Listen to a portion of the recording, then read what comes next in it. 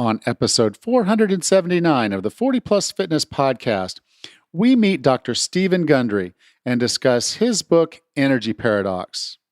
You can find the full show notes for this episode at 40plusfitnesspodcast.com/479.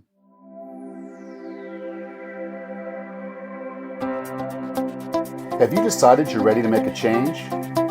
To reclaim your health and fitness? The 40 Plus Fitness podcast is here for you. I'm your host, Alan Meisner. I'm an NSAM certified personal trainer with a specialization in corrective exercise and fitness nutrition. Let me be your coach as you find your way on your health and fitness journey. All right, let's go. If you have some weight to lose, I encourage you to check out the 40 Plus Fitness GAS program. Now, GAS stands for Guidance, Accountability, and Support, and you get that and more with the 40 Plus Fitness GAS program. In this program, I help you figure out the right ways to eat and the right ways to move to get healthy and fit in a way that's right for you. This is not some cookie-cutter program. This is custom coaching just for you in a small group platform. And what I mean by small group is the group will never be more than 15 people going through the same program at the same time. So you get to work with people one-on-one and as a part of a group. And so having me as your coach and having the others there for the support is really a cool way to get healthy and fit and have a lot of fun doing it along the way. The people who are going through the program right now are doing great. I'm really excited about what this program can do for you. So I encourage you to go to 40plusfitnesspodcast.com/gas. That's GAS. Get the guidance, accountability, and support you need to be successful on your health and fitness journey. Go to 40plusfitnesspodcast.com/gas today. Hello, and thank you for being a part of 40 Plus Fitness Podcast. This has been quite the interesting week. According to my cable company, we had solar flares, which put the internet as being rather spotty over the course of the Monday and Tuesday. And as a result, Rachel and I were not able to record the intro or the discussion for this episode, which is a shame. However, next week, you will have both Rachel and I on the podcast as we talk about running again. So I hope you will join us again next week on episode 480. But we do have an interview with Dr. Gundry, and I know you're going to enjoy this. So enjoy the episode. And unfortunately, again, no discussion afterwards. But if you have any questions, why don't you join us on the Facebook group? You can go to 40plusfitnesspodcast.com/group.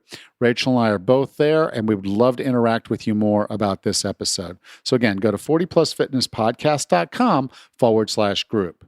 Thank you. And with no further ado, here's Dr. Gundry. Our guest today is the director of the International Heart and Lung Institute in Palm Springs, California, and the founder and director of the Center for Restorative Medicine in Palm Springs and Santa Barbara. After a distinguished surgical career as a professor and chairman of the cardiothoracic surgery at Loma Linda University, he changed his focus to curing modern diseases via dietary changes. He is the best-selling author of The Longevity Paradox, The Plant Paradox, and Dr. Gundry's Diet Evolution, and has written more than 300 articles published in peer-reviewed journals on using diet and supplements to eliminate heart disease, diabetes, autoimmune disease, and multiple other diseases. With no further ado, here's Dr. Stephen R. Gundry. Dr. Gundry, welcome to 40 Plus Fitness. Alan, thanks so much for having me on. So your book, The Energy Paradox, and a lot of your books have the term paradox in them. I like that word too. What to do when your get up and go has got up and gone. And when I first read that, I couldn't help but think back to a cartoon when I was a kid, and they had that little cowboy dude, but it was a cheese commercial. So we're not talking about cheese today. We can if you want to. Yeah, but. no, we're talking a lot deeper than that. We're talking about what's going on with our nutrition and our energy and things that we can do to improve our well-being and our health. And a lot of that's going to start with managing our gut, managing how we actually get energy into our body and how we keep energy production in our body. So it's really fascinating. And I really wish that you had written the summary on the Krebs cycle for my personal training certification and the fitness nutrition one that I did, because I read yours and I was like, okay, why couldn't they just say this? It was just so well done that I was like, okay, this is for anyone that wants to understand how nutrition works in the body, how energy production works in the body. Get this book. Get this book because this is an education, and it's very well written and very easy to understand. And so I was like, I get into this stuff, I geek out, but this was not a geeky book. This was a practical. This is how it works. This is why it works this way. And this is what you can do to fix it. So I really appreciate that. Well, thanks. There is a lot of geeky stuff in it, but supposedly I'm pretty good at taking geeky things and making it useful and practical. Yeah, well, even that Krebs cycle, like I said, a lot. Now, I want to start this out because, like everything in our lives, it seems more and more we're finding that our gut is the center of the universe. We like to think we live in our brain, but I think more and more we're finding that's not actually where our center of mass is. And it's definitely not where the center of a lot of things that are going on in our body starts. So we when we talk about the gut, I think a lot of people know, okay, for gut health, I look at the prebiotics and the probiotics. And then you brought up a new term, postbiotics. Can you actually just talk about all three so we can kind of have an understanding of how those all interact and what they mean to our overall health? Sure. I think by now most people understand or at least have heard the term probiotics. And an easy way to explain them they are the friendly bacteria that we need in our gut. And I call them gut buddies, and many people associate probiotics with, say, eating yogurt. Let's just use that as an example. Then there are prebiotics, and these essentially are fibers. They're non-digestible fibers. We can't eat them or break them down, that our probiotics, our gut buddies, want to eat. And one of the things I've told all my patients, you could take all the probiotics in the world, but if you don't give them prebiotics, their food, they're not going to grow. And I have a office in Palm Springs, and I use the example. Let's suppose I sold you grass seed here in Palm Springs, and you came back a month later and said, "You sold me bad grass seed. It didn't grow." And I said, "Well, what'd you do?" And they said, "Oh, well, I took it and threw it out in the yard with the sand in my yard." And I said, "Well, did you water it?" "No." "Did you fertilize it?" "No." "Well, of course it didn't grow." And it's the same way with probiotics. You've got to give them the things they like to eat. Now, the reason you want to do that is twofold.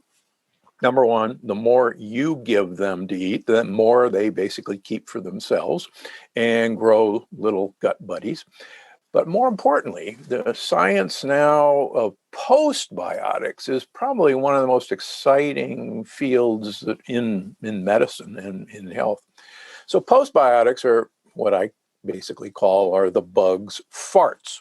They they eat the prebiotics and then they make compounds, most of which are gases and some small short chain fatty acids like butyrate that are a communication system between our gut microbiome, between our good guys, and our brain cells, our mitochondria, and all of our cells. And there's actually what's called trans-kingdom language that's spoken between probably our most important organ there is, our gut microbiome, and all of our energy-producing organelles, the mitochondria.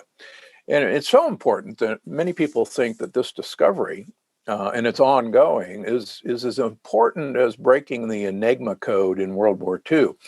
And for those of history buffs, the Germans' code was nearly impossible to break. And we couldn't figure out what was going on. The Germans could go anywhere and no one would know how they were doing it. So breaking that code, breaking that language changed the war. And breaking this code, finding that there is a language that the microbiome talks to our cells is startling. Yeah, I mean, it would make sense that there's some way that our body is relating to that microbiome because when it's ill, we're ill. And so if it's doing well, it needs a way to tell us that. And so by creating those short chain fatty acids and creating certain compounds, we know, or our body knows that intrinsically that it's eating well, that we're feeding it the fiber that it needs, that there's enough of the good stuff there and not much of the bad bugs that are in there. And obviously the bad bugs are putting off different compounds and chemicals and Yep. causing all kinds of disrepair. And our body doesn't like disrepair. It likes to get inflamed and deal with that problem. And so by making sure that we're feeding our probiotics, prebiotics, they're going to communicate the right messaging through our system. And so our mitochondria knows, okay, we can fire on all cylinders. We can make more of us, and we're going to be in good shape because everything's good. We're eating well, and we're doing the things we're supposed to do to keep that system healthy. Yeah, that's exactly right. Hippocrates said it 2,500 years ago, all disease begins in the gut. And it's like, holy cow, he didn't have all these fancy blood tests that I have to look at leaky gut. How do he know all this? But he did, and he was right. Yeah. Well, and I think we all intrinsically know it too, because we, go through a bout, and we did this in college, and it's like you're studying for your finals and you're eating nothing but pizza for a week and you felt like crap, and you thought maybe, okay, it's just because I'm not sleeping and I'm not eating, I'm not sleeping and all that. But you kind of knew intrinsically that binging on pizza for a week was not really what your body needed. Not a good idea. It kept you alive. It was cheap, and they delivered. And at that time, that was about all they delivered. So that's what you did. And now we know that with good nutrition, we don't have brain fog. We have plenty of energy, and a lot of the other problems that we see, the chronic diseases, they go away. I've always found, people will come. And I know this is you too. They come to your office and say, what can I do for this problem? And a lot of times what I've found is it's what can you stop doing versus what can you do? That's exactly right. And so in the book, you discuss 7 energy disruptors. Yeah. And I just thought people could put that on the refrigerator, and if they got rid of those 7 things, their life would be 1,000-fold better. Could you go through those 7 energy disruptors? Yeah, the number one energy disruptor is the widespread use of antibiotics, either by ourselves or the antibiotics that we give to most of the animals that we raise to eat. And broad spectrum antibiotics actually were a wonder drug in the 1970s. I actually remember when they came out. I was in medical school. And they were a lifesaver because we didn't have to figure out what bacteria we were trying to kill. We could just, shotgun these broad spectrum antibiotics and kill everything. And wow, that's great. Unfortunately, we didn't know that these things were killing the entire gut microbiome as well. It was like dropping napalm on a tropical rainforest. And that it goes on still. Antibiotics are just so widespread. Doctors give them out like candy when anyone has a sore throat or a runny nose, which is a virus in most cases, which antibiotics won't work on. And about 50 years ago, it was discovered that low-dose antibiotics given to animals like pigs and chickens and cows would make them grow fatter and faster. And wow, great. Now, no one bothered to think that those antibiotics would remain in the flesh of those animals. And so when we eat any factory-raised cow or chicken or pig, for instance, or even farmed fish, we are getting a dose of antibiotics that, again, kills off our microbiome. And once we decimate our microbiome, watch out. Everything falls apart, quite frankly. The second thing is glyphosate, the active ingredient in Roundup and several other of the new herbicides. Glyphosate was patented as an antibiotic, which ought to give us pause. It was not patented as a weed killer, and it will kill bacteria. And we have been told that, don't worry, glyphosate works with what's called the shikimate pathway, and humans don't have a shikimate pathway, and so you're safe. but our bacteria have the shikimate pathway. And so glyphosate disrupts our microbiome. Number two, it's now been shown that glyphosate will actively cause leaky gut, regardless of whether it destroys the microbiome. Third, glyphosate interferes with receptors for thyroid hormones. It interferes with vitamin D production, and it also interferes with adrenal gland function. So glyphosate used to be used on GMO crops. That's how it was devised. But in the past 10 years, it's now mainly used as a desiccant on conventional crops to make them easier to harvest. Desiccant just means kill them and dry it out. So it's used on all of our corn, all of our wheat, all of our oats, all of our soybeans, all of our canola. A lot of our flax seeds now have it. And so people are looking for non-GMO, but that's actually deceptive because it's now used on mostly non-GMO food. So it's fed to our animals. They then bring glyphosate to us. It's fed to us. It's in almost all of our oat products. It's in all of our wheat products. It's even in a lot of California wines. It's everywhere. So it's really an antibiotic against the earth, in my opinion. Third, and the same subject, environmental chemicals, and the chemicals that we use primarily in plastics. BPA, the most famous of these endocrine disruptors, is supposedly banned, but its replacements like BSA looks to be the same problem. There are phthalates in most of our plastic wraps, and I've written about this before, but it's getting even scarier. We now know that exposure to phthalates, like in our carpet, like in our clothing, actually disrupts our sexual hormones so much that we now see our sperm counts, for instance, are down 50% over what they were 10 years ago in men. And women who consume a lot of chicken during pregnancy actually give birth to boys who have shorter penises than women who don't eat a lot of chicken. The chicken is full of phthalates. So scary stuff indeed.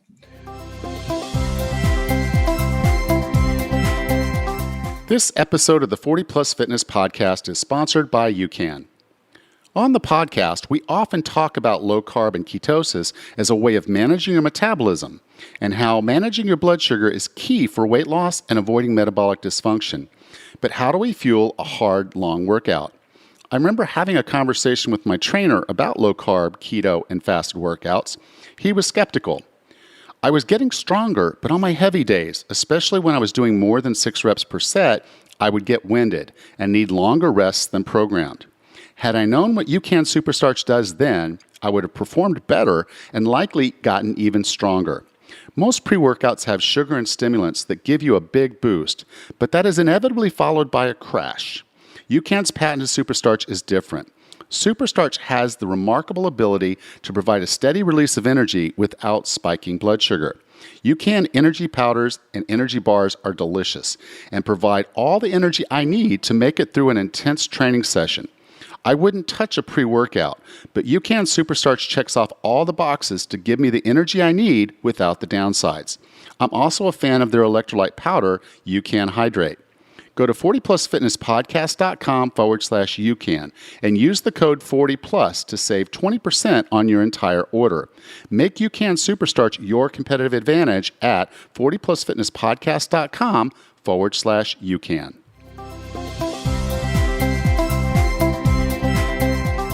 Overused pharmaceuticals is number 4. And this runs the gamut from NSAIDs like Advil or Aleve or ibuprofen. These are like swallowing hand grenades. They actually cause giant gaping holes in the lining of our gut. And pharmaceutical companies knew this when they were first made in the 1970s. That's why they were prescription only. And you could only get a prescription for these things for 2 weeks because it was known how dangerous they were. Now, of course, they're the largest over-the-counter medication there is. The second really troublemaker are the antacid drugs, which are what are called proton pump inhibitors, Nexium, Prilosec, Protonix. These are the second widely prescribed drugs, and now over the counter.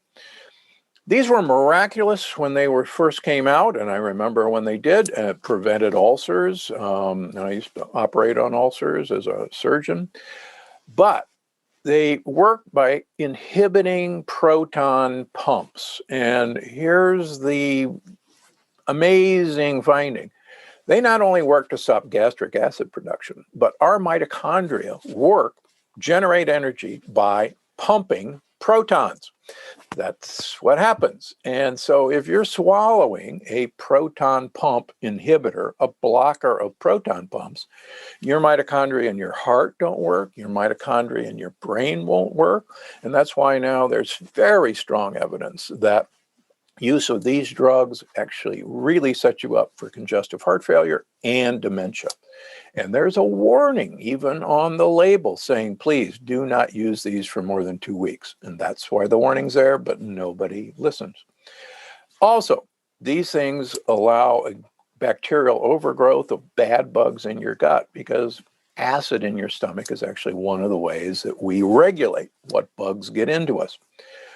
Number 5, probably my most controversial saying, is fructose. And the book goes into how fructose, which is half of table sugar, it's high fructose corn syrup, it's in fruit. Fructose actually is one of the best ways to stop mitochondrial function, to prevent energy from being made. And in my first book years and years ago, I said, give fruit the boot. In general, have fruit in moderation, only in season, and use low fructose fruit. And that's particularly the berries and kiwi and passion fruit and pomegranates. Those are the low fructose fruits.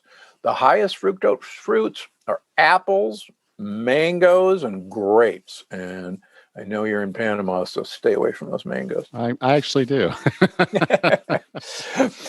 No, number 6 is junk light or blue light special, and we're not all going to Kmart. We are bombarded with blue light throughout our day and night. They're in our lighting, they're in our computer screens, they're in our smartphones. And blue light is actually designed to activate our hunger hormones and activate staying awake. And it was actually to make us go eat when sunlight was long in the summer. Now we're bombarded with this.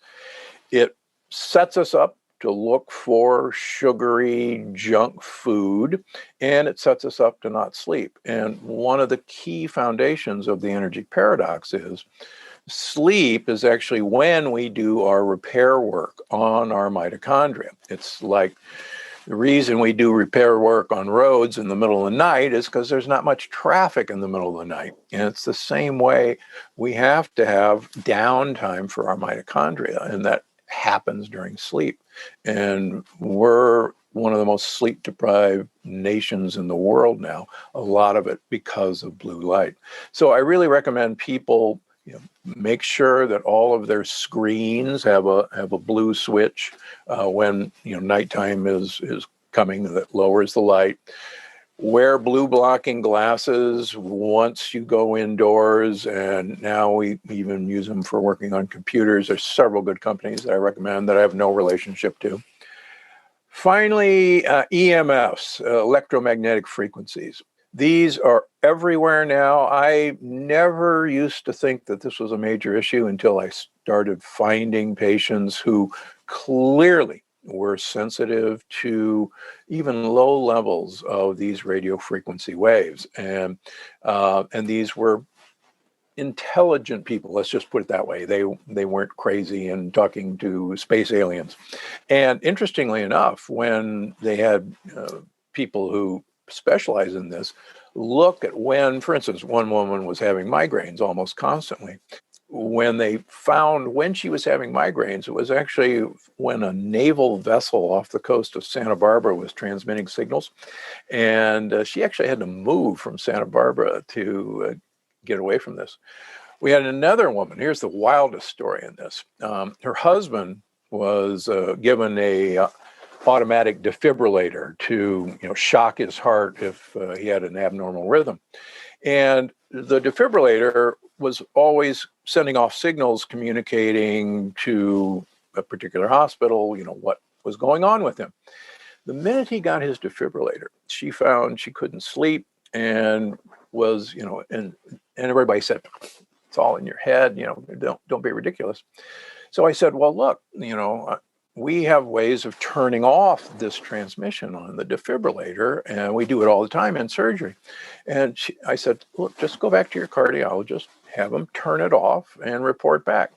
Minute that thing was turned off, she started sleeping again. So we have canaries who are very sensitive to this. So those are the 7 deadly energy disruptors. Yeah. And some of those are a little easier for us to avoid. Some are not. But where you have control, take control. This is really important. And it's easier to get rid of something than it typically is to add something. But your program, the Energy Paradox program, it's like a 6-week kind of stage program. And, I'm always going to say the foods are where we want to start with this. So in the book, you make it really easy because you have 5 do's and 4 don'ts as it goes to food as a part of the Energy Paradox program. Could you take us through that real quick? Sure. The first thing you do is add prebiotic fiber to your diet. And this is actually pretty doggone easy to do. You can add tubers, say yams and sweet potatoes, rutabagas, radishes, asparagus is a great source of prebiotic fiber. The chicory family, radicchio, Belgian endive, chicory itself. You can even buy inulin powder, which is basically flavorless. It has a little bit of sweetness. And you can grind up flax seeds, great source of prebiotic fiber, as well as psyllium husk, another great source. So that's number one.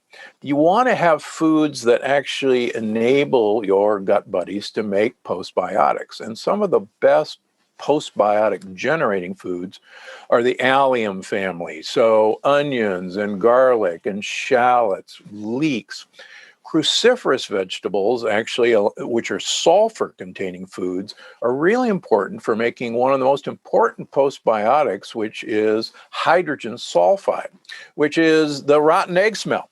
And rather than being a poisonous gas that we once thought, it's actually essential for mitochondrial energy production. The next thing is you want to have resistant starches. And by that name, these are starches, these are chains of sugar molecules that are resistant to our digesting them. And so more of these starches arrive lower into the intestines where our gut buddies are waiting for them to eat. A trick that I think is just so useful for everyone. So you could take, for instance, like a sweet potato, and you can make it more resistant than it already is to digestion by baking it or cooking it, and then cooling it, and then reheating it. And the process of cooling is when these starches actually are made more resistant. In fact, the most resistant starch that has been found is the purple sweet potato. And the purple sweet potato, if you cook it and cool it, it'll have about 50% of its entire sugar load a resistant starch when you're done with it. So it's the thing that kept the Okinawans alive and thriving, one of the blue zones.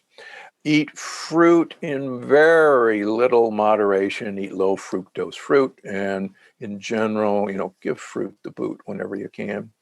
And then get melatonin and phospholipid containing foods. It turns out that melatonin is not just a sleep hormone. It is actually the most important antioxidant for your mitochondria there is. And it's so important that mitochondria will even manufacture melatonin for themselves. But there's a lot of cool high melatonin foods that most people aren't aware of. Pistachios are number one. They have more melatonin than any other food. Mushrooms are right behind that.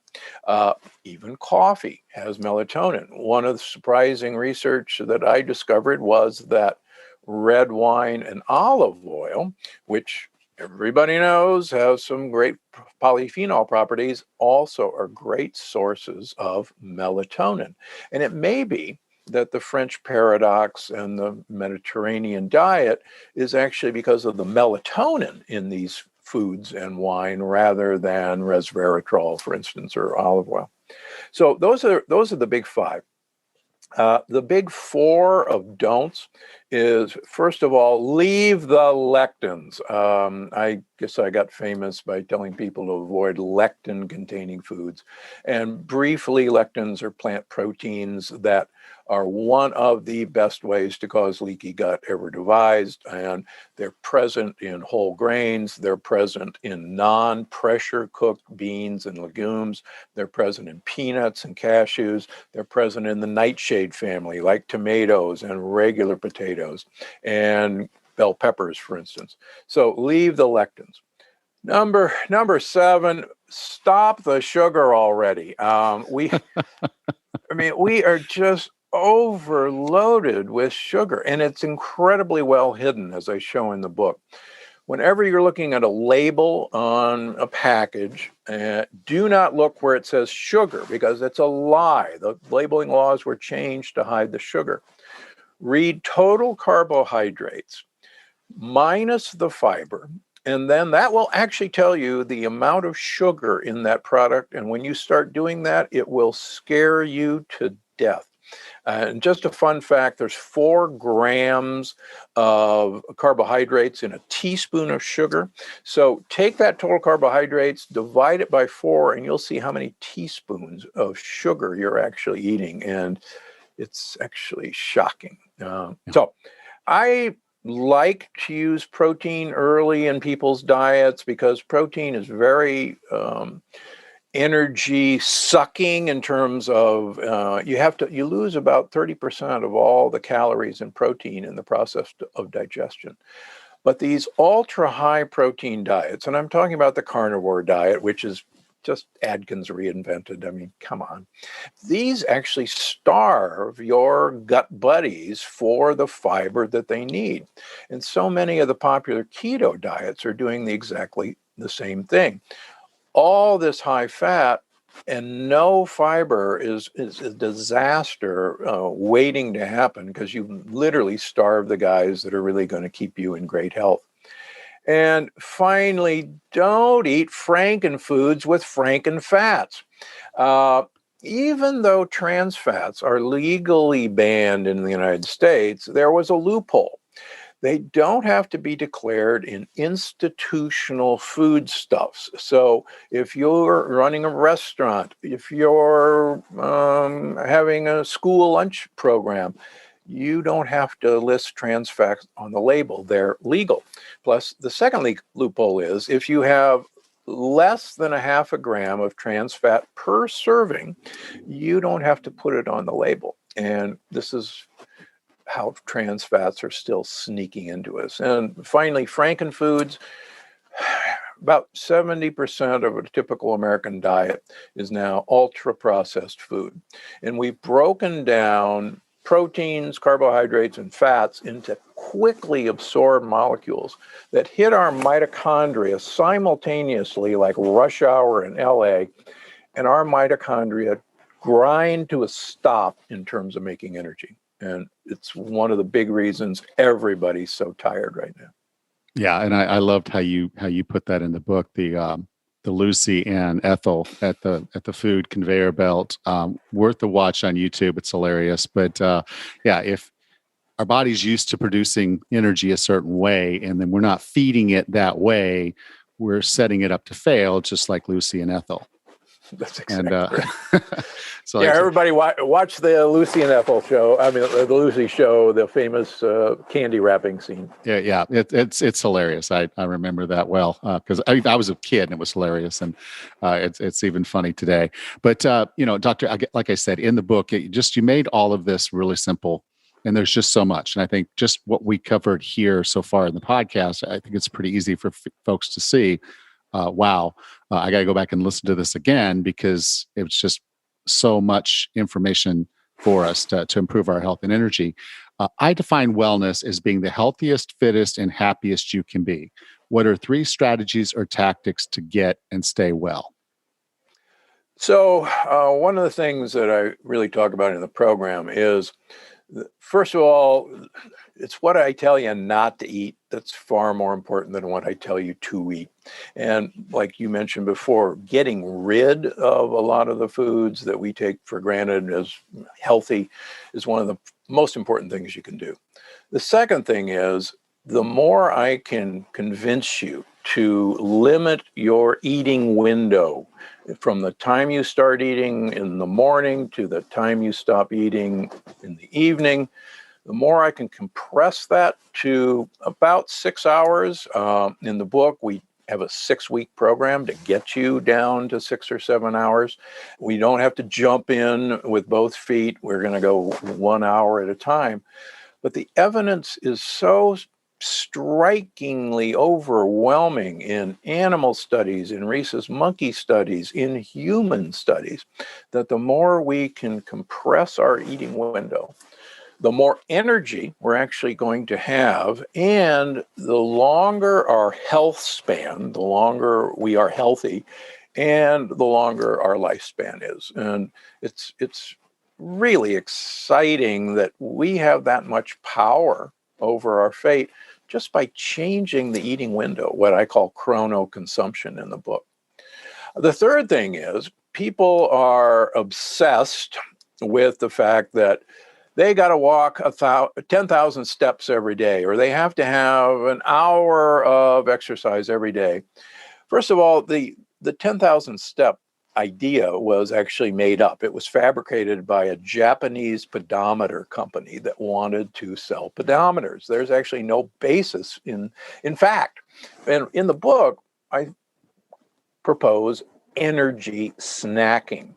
And particularly in COVID, everybody, I realize you have a gym, but most of us can't get to the gym anymore, at least now.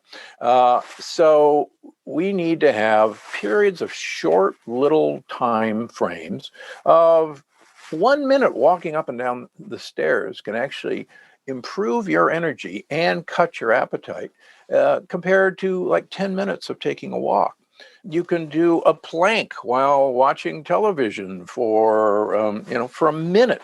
And if you can't hold a plank, put your knees down and start there. There's so many ways. Jumping jacks.